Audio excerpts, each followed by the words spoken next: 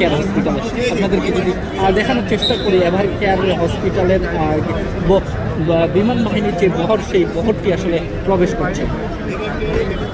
বেশ কয়েকটি গাড়ি সেনাবাহিনীর যে বহরটি ছিল তা কিছুক্ষণ আগে আসলে বেরিয়ে গেছে। বাহিনীর যে বহরটি তারা আসলে কিছুক্ষণ দেখার পর আসলে তারপরেই আসলে বিমান বাহিনীর যে বহরটি তারা আসলে প্রবেশ করলো এভার কেয়ার হসপিটালে।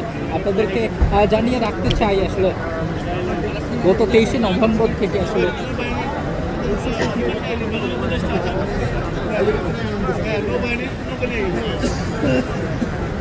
বিমান বাহিনী, সেনাবাহিনী এবং নৌবাহিনীর প্রধানরা একে একে আসলে খালেদাকে দেখতে এভার কেয়ার হসপিটালে এসেছিলেন। সেখান থেকে দেখে একে একে বেরিয়ে যাচ্ছেন। এখন আসলে হচ্ছে বিমান বাহিনীর প্রধানের যে বহর, সেই বহরগুলো দেখতে পাচ্ছি। এবং আপনাদেরকে জানিয়ে রাখতে চাই গত 23শে নভেম্বর এভার কেয়ার হসপিটালে শারীরিক অবস্থার অবনতি হলে খালেদা জিয়াকে আসলে এভার কেয়ার হসপিটালে ভর্তি করা হয়। সেই এভার কেয়ার হসপিটালে দেখে আগে যেটা বলছি দেখে বের হয়ে গিয়েছে। আসলে নৌবাহিনীর প্রধান